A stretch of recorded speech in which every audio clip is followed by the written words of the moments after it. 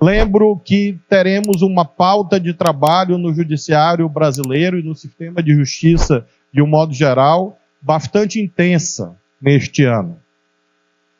O presidente Barroso vai dar sequência ao julgamento sobre as novas tecnologias e a sua relação com o mundo do direito, uma vez que nenhum engenho humano é imune à incidência de regras.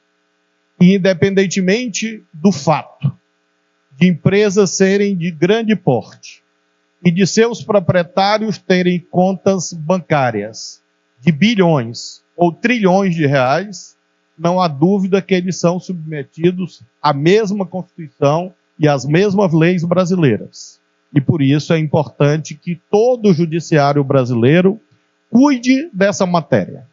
As tecnologias são fundamentais para que possamos viver melhor, desde que elas não sejam abusivas, desde que elas não sirvam para a consumação de práticas ilícitas.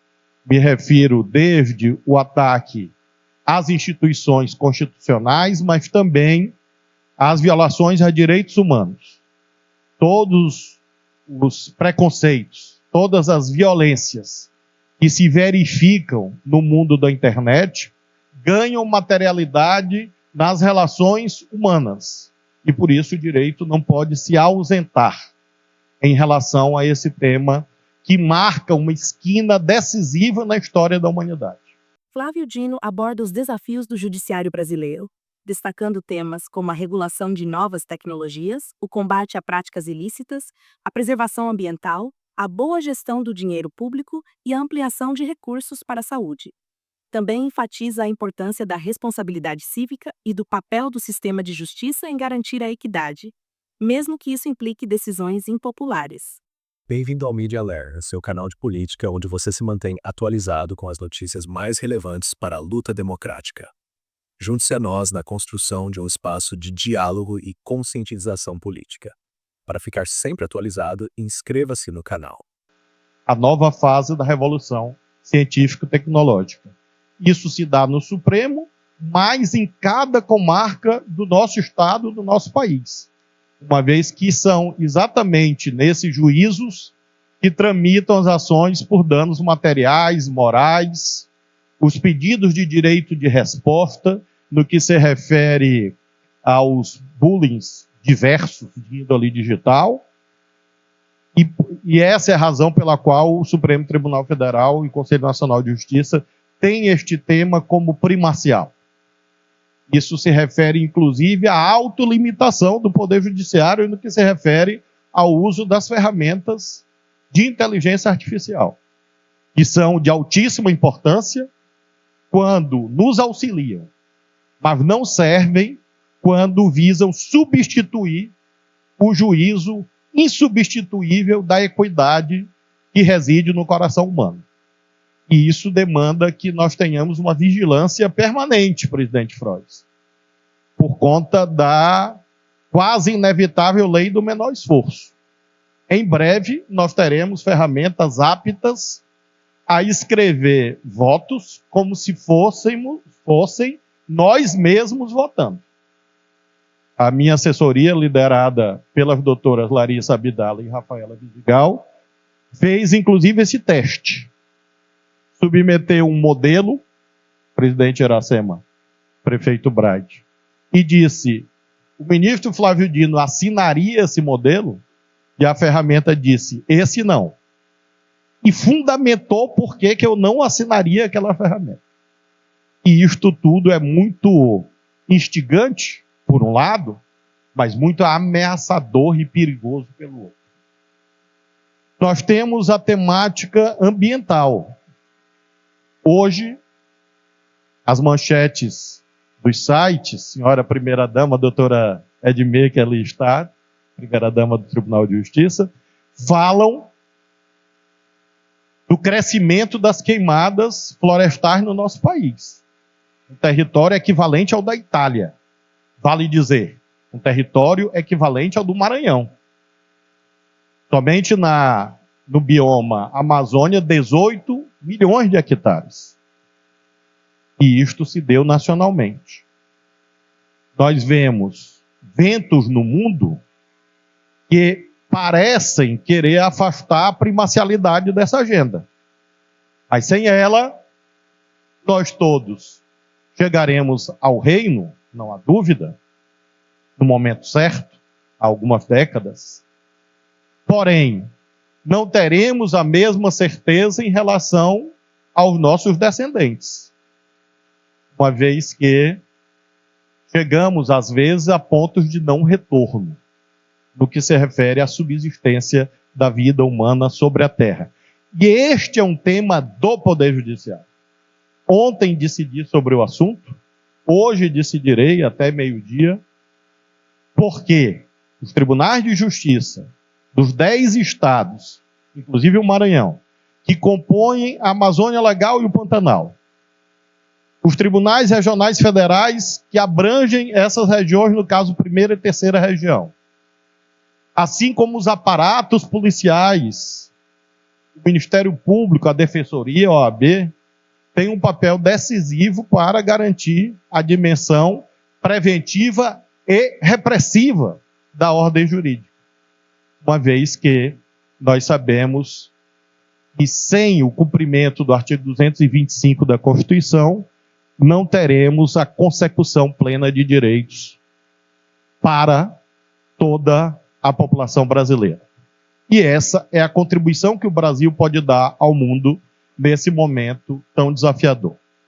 E, finalmente, aponto como algo que tem preocupado o presidente Barroso, e ontem mesmo falávamos sobre isso por telefone, diz respeito à pauta da garantia da boa e honesta aplicação do dinheiro público, cada vez mais escasso.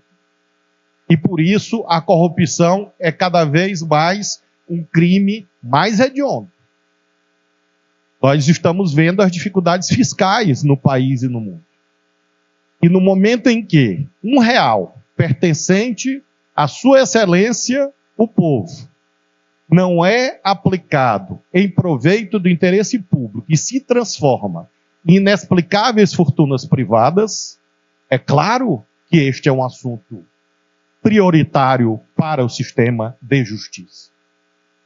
Nós sabemos que a assimetria entre necessidades e meios não vem de hoje, mas não há dúvida que nenhuma de nós quer pagar mais impostos. Não conheço ninguém que acorde de manhã e diga: eu estou louco para pagar um imposto. Por isso, inclusive, que o nome é este, imposto.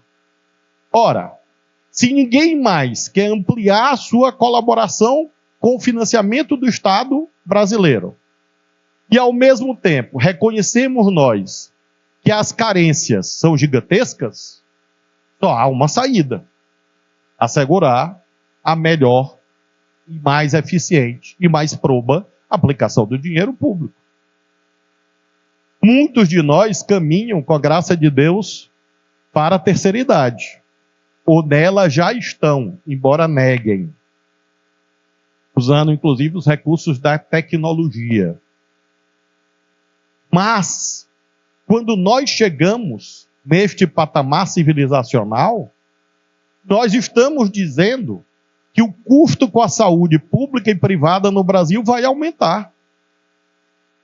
O que significa dizer que as demandas de financiamento em cima do SUS, mas também dos planos de saúde, vão se ampliar. Porque assim como ninguém acorda desejando pagar imposto, todos nós, por mais fé que tenhamos, como eu tenho, não desejamos antecipar o nosso encontro com o nosso Senhor Jesus Cristo. E, portanto, como queremos viver 80 anos, 85 anos, se possível sem aposentadoria compulsória, diriam alguns, nós temos que, de modo congruente, garantir o aporte crescente de recursos nessa política pública, à guisa de exemplo. De modo, senhoras e senhores, que faço essa resenha em relação à pauta do Supremo de 2025, para pedir a ajuda de todos e todas que aqui se encontram. Os poderes políticos, por sua natureza, buscam serem simpáticos. Claro, a eletividade e a representatividade democrática exige isso. Mas o sistema de justiça, às vezes, tem que buscar o local em que o pensamento majoritário da sociedade não está. Ser, às vezes, antipático e incompreendido faz parte do nosso ofício. E por isso, temos que ter mais solidariedade entre nós. Uma vez que os ministros e a ministra Carmen, do Supremo Tribunal Federal, não darão conta de resolver todos os problemas da humanidade do Brasil. Não há essa pretensão. Por outro lado, ninguém, falo por mim, mas por todos os meus colegas, vai se esconder dos problemas. Porque alguém não vai gostar de determinada decisão judicial acerca, por exemplo, do uso de emendas parlamentares ou do orçamento público, ou incêndios florestais, ou controle jurídico, não finalístico do conteúdo, mas controle jurídico das Big Techs. Isto não é autoritarismo, isso é responsabilidade cívica, isso é patriotismo, isso é cumprir a sua função, mesmo que eventualmente alguns não gostem.